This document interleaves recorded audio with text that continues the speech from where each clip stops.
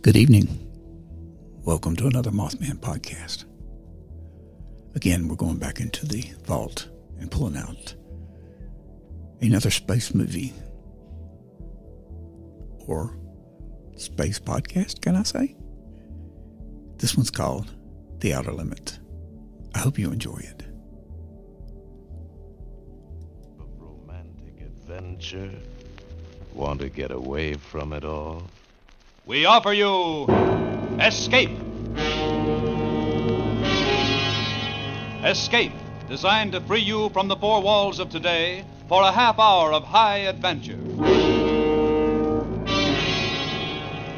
Tonight, we escape with the pilot of an experimental jet rocket aircraft, about to be hurled 40 miles out from the Earth's surface into the limitless boundaries of space, where he receives the most terrible warning in the history of man, from which there is no escape, as Graham Dorr tells it in his thrilling and widely discussed story, The Outer Limit, starring Frank Lovejoy.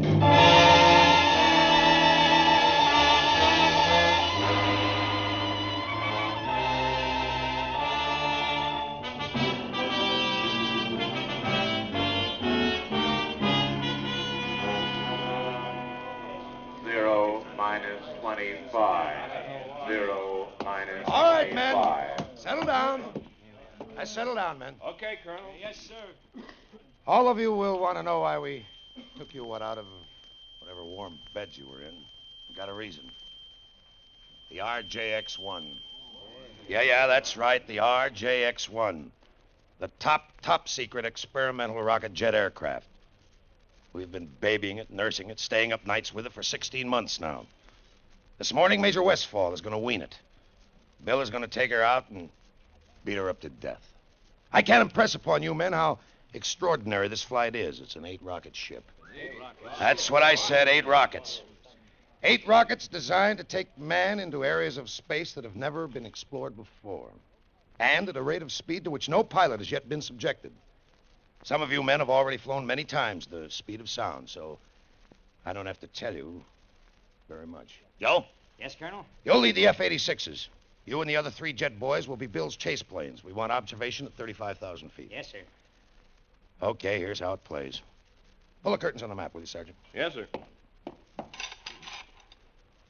You see it circled here, your rendezvous point. We designate it Point X. It's roughly over Boulder Dam. 0 hour is 0900. Joe, you and your jets will take off at 0 minus 15. You got that? Yes, sir. You F-86s will make conventional climbs to 30,000 feet. Rendezvous at Point X and call into me at control at 35,000 feet. Right, Joe? That cuts it, Colonel. Oh, no, wait a minute. Not quite. Now we hear about the weather. Pete? Yes, Colonel. Well, the weather's very pretty out, boys. All clear, ceiling unlimited.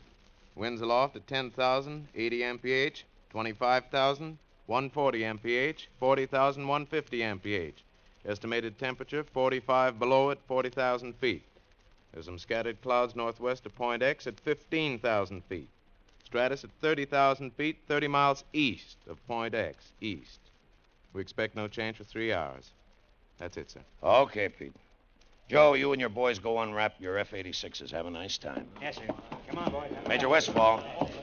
Major Westfall, stick around. I want to talk to you. Okay, Hank. How you feeling, Bill? Why? You worried, Hank? Don't worry. Look, Bill, you've got only 10 minutes of rocket fuel. Get rid of those jets before you fire the rockets. Fire only one rocket at a time. Yeah, that's right. Now, look, I'll be listening in on the public address at control. I won't bother you until you're airborne. It'll be between you and the tower until then. All right, don't worry, Hank. I'm going to fly that baby higher and faster than anybody ever did before, just like you said. I'm going to take it up and I'm going to bring it back. And then you and I'll have dinner together.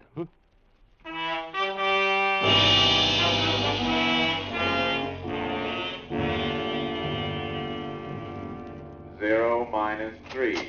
0 minus... Good morning, Colonel. Mr. Hargrove, you'll be here at the control with me? It's all right with you, Colonel. I wouldn't have it any other way. You've checked the communications equipment, Sergeant? Yes, sir. Major Westfall's been assigned a special radio frequency of 3970. Good. You'll take care of it, Sergeant. We don't want it to poop out or anything like that, do we? Yes, sir. No, sir. Hargrove, I got a thing on my mind. That boy on the plane you geniuses designed, he's my best boy. It's our best plane, Colonel. It better be. Now it's your turn. What do you got on your mind? Everything's in proper order, Colonel. Recording equipment, the television cameras in the cockpit, everything. Every known scientific device, even some unknown. They've been very We're talking about a man, Hargrove. That's all I really want to get back out of this. What about the man? There may be one difficulty. Tell me about it. I'd like to know. The takeoff, with all that load. The jets, the rockets, all at maximum fuel capacity. It's never been tested that way before. Go on, Mr. Hargrove. Well, it's just that Major Westfall has only 6,000 feet to get his ship airborne. If he accelerates from 0 to 160 miles per hour in 6,000 feet, he should be airborne in 7 seconds. 7 seconds, that makes 0 plus G. Yes, Colonel. Beyond 0 plus G, well, beyond that, we don't know. We just don't know. Thanks. Thanks for everything, Mr. Hargrove. Sergeant. Yes, sir. Flip your switch on Major Westfall. I hear he's got a swell program. Flip them all, will you, Sergeant? Yes, sir. RJX-1 to tower. Any change in weather? Tower to RJX-1. Barometer reading 29.7. Set your altimeter accordingly. Roger. Wind 15 miles from south. Take off runway 27. Runway 27. Got it. 0 minus 130. 0 RJX-1 to control. 130. Over. Control to RJX-1. Go ahead. This is just for you, Hank. Cabin pressure, okay. Oxygen pressure, okay. All right. Get off the dime, kid. Take a pill, Hank. You'll need it to settle your stomach. 0 minus 1. 0 RJX-1 to minus crew 1. chief, over. Crew chief to RJX-1. Go ahead. I'm ready to fire. Hold it. Okay. All set to fire. Clear? Clear. Starting right, Jet. Starting left, Jet. 0 minus 30 Tower seconds. to RJX-1. 0 Over. minus 30 seconds. RJX-1 to tower, go ahead. Western Airlines Convair reported over Ventura. Got it. Eastbound Constellation at 17,000 over Salt Lake. Roger. Western Airlines DC-4 on Base Lake at 1,000 over Burbank. The rest of the air is yours. Thank you so much. 0 minus 10. RJX-1 to 9, tower. Ready for 8, takeoff. Tower 7, to RJX-1. 6, Clear for takeoff. 5. Good luck, Bill. 4, 3, 2, 1, 0. He's rolling. Zero plus. He's rolling. B, C, D, E, Bill, F, lift it. G, Lift it. H. Lift it, Billy. He made it. Bill made it, Mr. Hargrove.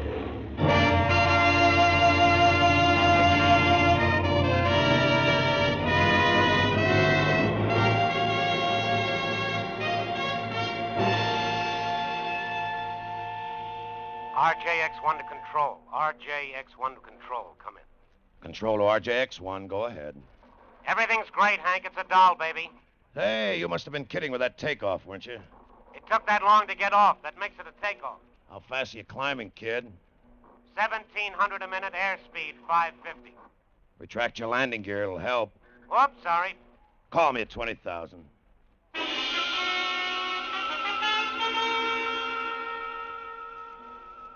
Heading is 87. Everything is real good. Come in, Hank. How do you feel? I like it here. Pressure okay? Okay.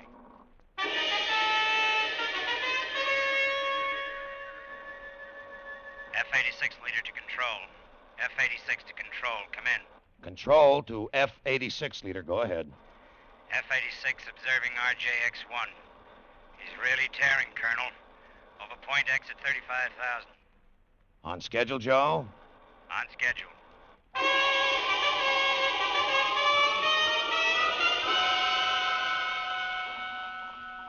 RJX-1 to control. RJX-1 to control. Come in. Control to RJX-1. Go ahead, Bill. 40,000 feet, Hank. Still a down, baby? Still is. Ready to pressurize. Can you hear me okay, Hank? Coming in fine. Pressurized. Ready to prime rocket system in 5 seconds. Primed.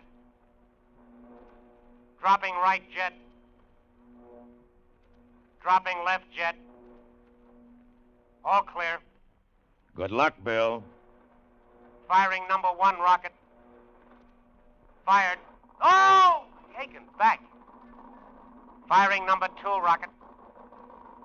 Fired. Hey, honey! Okay, Bill, what is it? Bill! Bill, are you receiving me? Control to RJX-1. Come in. Come in, RJX-1. Hello, Bill. Come in. Control to F-86 leader. Control to F-86 leader. Come in. F-86 leader to control. Go ahead. What about it, Joe? F-86 observing RJX-1. RJX-1 at approximately 60,000 feet, maintaining a heading of north-northwest. I can barely make him, Colonel. Try calling. Okay. F-86 leader to RJX-1. F-86 to RJX-1, come in. Come in, RJX-1, come in. Mr. Hargrove. F-86 to RJX-1. Share it with me, Mr. Hargrove. F-86 to Sit RJX-1. here and run your fingers through your hair and Come in, RJX-1. wait and think about it and share it with me. F-86 to RJX-1. F-86 leader to control. F-86 leader to control, come in. Go ahead, F-86 leader. We've lost him, Colonel. Stay up there, Joe, for as long as you can. What do we do now, Colonel? I just told you, Mr. Hargrove. We wait. You and me, we wait.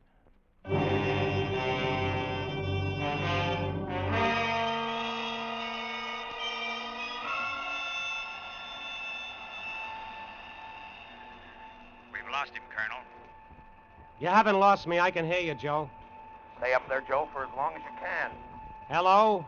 Hello? Hello? I'll try another frequency, Joe. RJX-1 to F-86. Can you make me? RJX-1 to F-86. Come in. Come in. No good, huh? I'll switch back to Channel Charlie.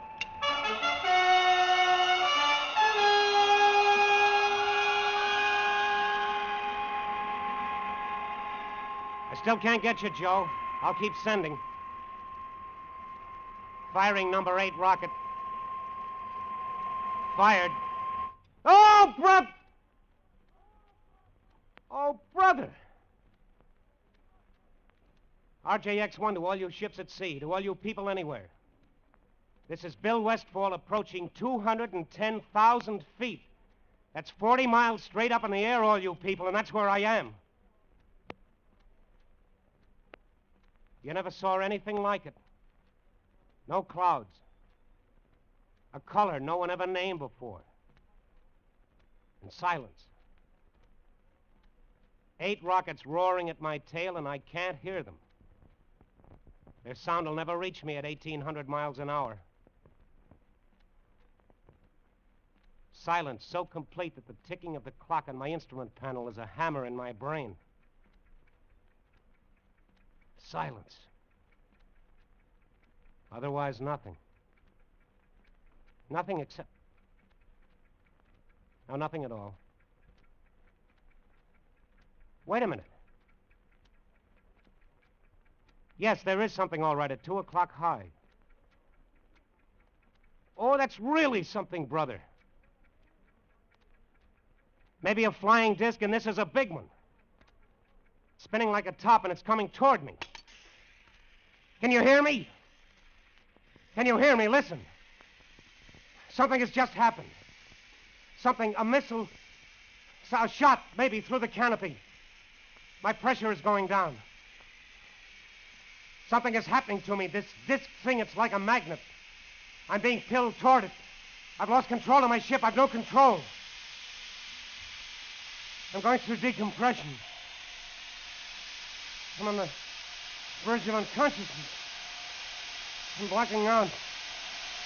I'm black. Can you hear?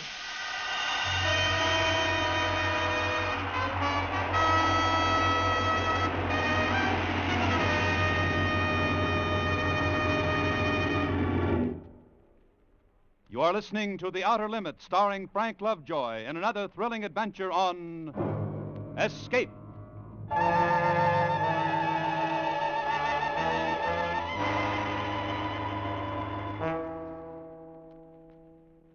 He had only 10 minutes fuel.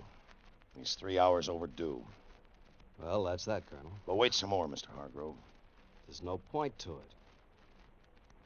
May I make a suggestion, Colonel? What? Give it up. Make your report to Washington. What about you, Mr. Hargrove? To be frank with you, Colonel, in another 16 months, there'll be another plane.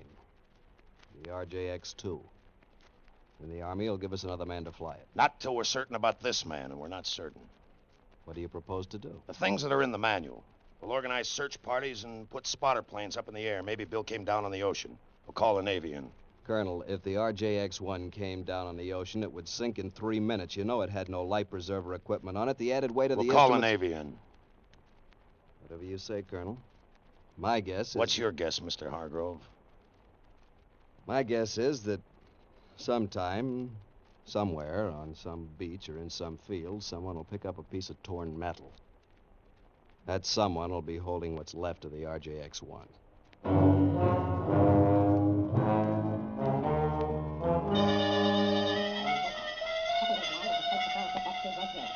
You're aboard that ship now. Am I getting through to you? Can you understand me? But there is no manifestation that we're in communication with him, sir. Try again on a different frequency. Yes, sir. I am Zeglon. You're aboard the Space Patrol ship S2J3. Am I in communication with you? Can you understand me? Are we in contact?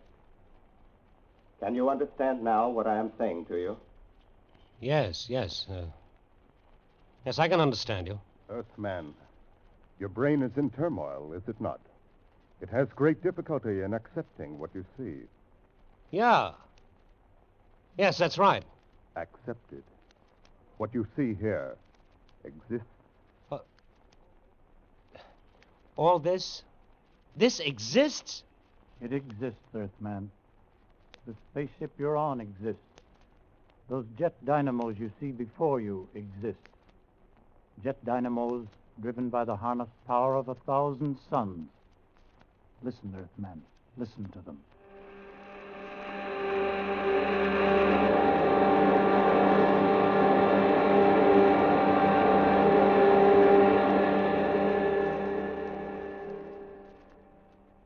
Do you know what happened as you listened, Earthman? We have flung ourselves 10,000 miles into space. What do you say to that, Earthman? Why, I don't know what to say. It's beyond the conception of your Earth brain. Then conceive this. Try to move, Earthman. You're not bound in any way. Try to move. Don't strain. It's impossible for you to move. There's a screen of force aimed at you. Now it's turned off. You may move about, Earthman. Proceed, Zeglon. Yes, Commander. Earthman, I perceive that your intellect now accepts the fact. You are aboard Space Patrol ship S2J3.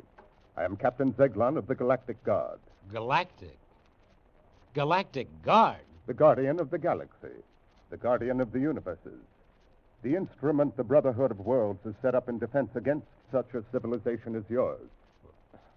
What puzzles you, Earthman? Well, I can't see you. I can feel that you're here, but I can't see you. There is no necessity for you to see us. It is sufficient that we communicate with each other.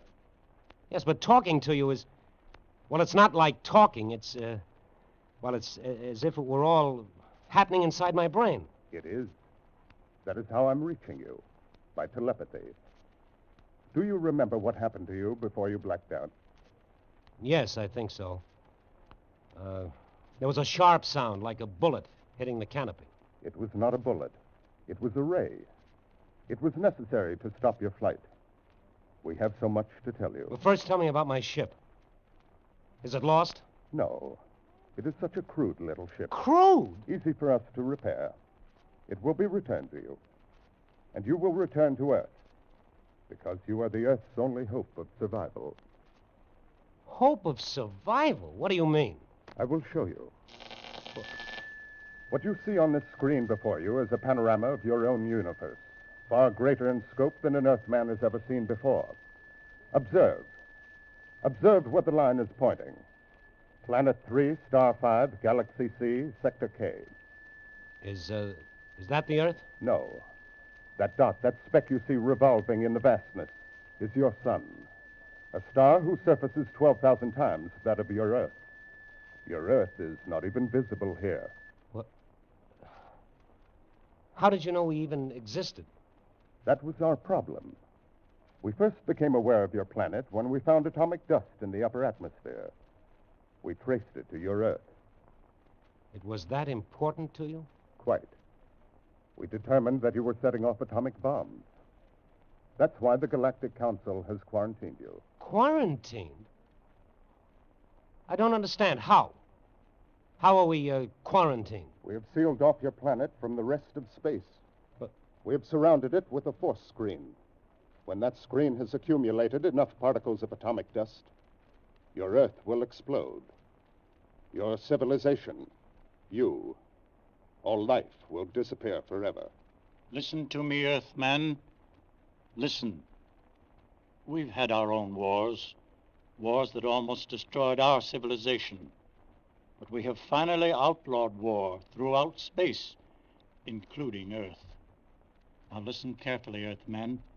If you continue to make atom bombs and hydrogen bombs, each many times more powerful than the last, and if you start making war with them, exploding them, it would upset the balance of the entire universe, throw all space into chaos. This, of course, we cannot allow. And the force screen with which we have surrounded the Earth will prevent it by exploding the Earth itself. Remember then, Earthman, if you start an atomic war, the Earth will at once be completely destroyed. Warn them, Earthman. Release him, Zeglan. Yes, Commander. Earthman, you will rise from your seat and open that door. Descend those stairs, Earthman. You will now enter the chamber to your left. There's your ship. Get into it, Earthman. Are you ready? Yes, I'm ready. While we were communicating, the patrol ship has returned to where we picked you up. And now you will be propelled toward Earth. Close your canopy. Open aperture. Warn them, Earthman! Warn them! Fire!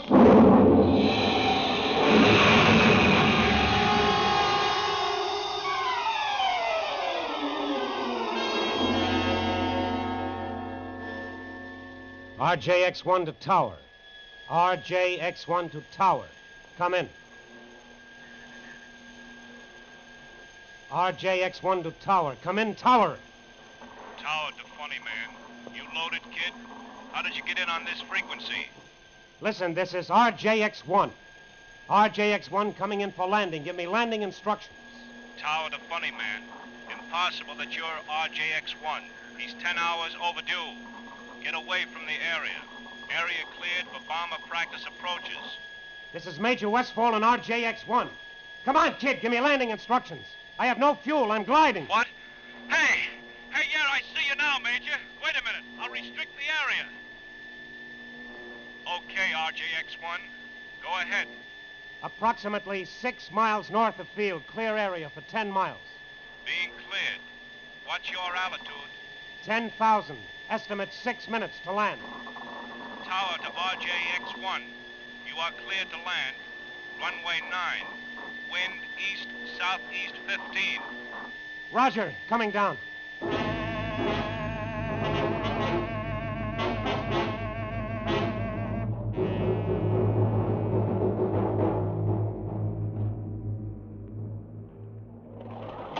Hi, Hank. Bill, what happened? Hank, you won't believe it, but you've got to. I know you won't believe it. It'll knock you over. Now, just take it easy, Bill. Sergeant. Yes, sir. Have the ship gone over by Geiger counters for radioactivity and seal it. What? Oh, yes, Hank, you better mount a 24-hour guard on it. Look, what did you run into? Plenty. Listen to me, Hank. They said the Earth would explode. They said it was the end for us. They said that? Come on, let's go over to my office. You gotta believe me. Read it like an order, Bill. My office. I want Major Donaldson to look at you. The psychiatrist? Hank, you've got to listen to Come on me. over to the office.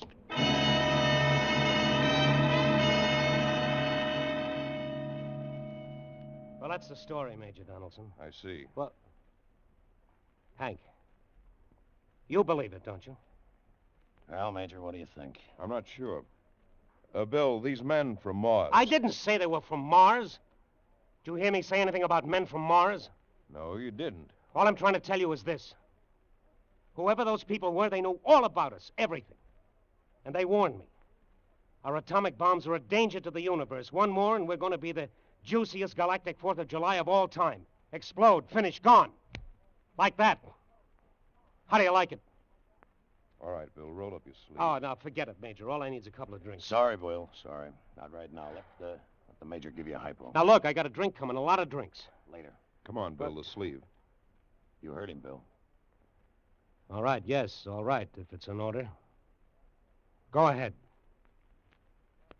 There. You'll be okay in a few hours. I'm okay now. Sure.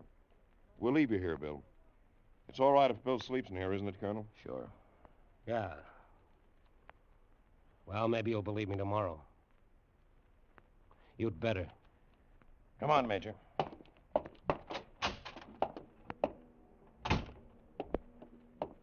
He'll be okay by himself, Major?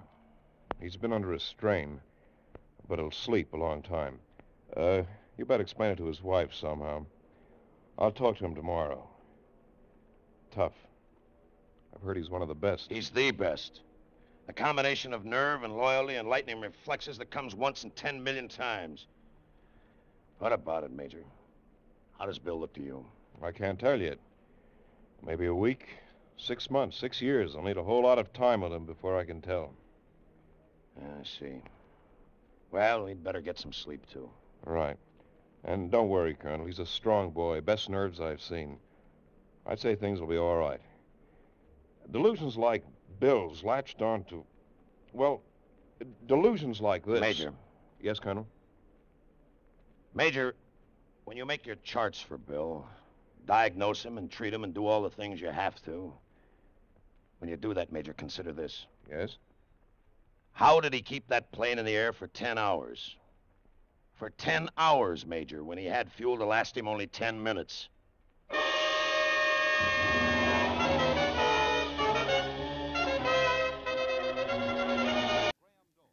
You know, they talk about the nuclear weapons in this 1950s outer limit program. But if you think about it, it's really serious today. And stay tuned for our next podcast where we talk about nuclear war. Good evening from Mothman Podcast.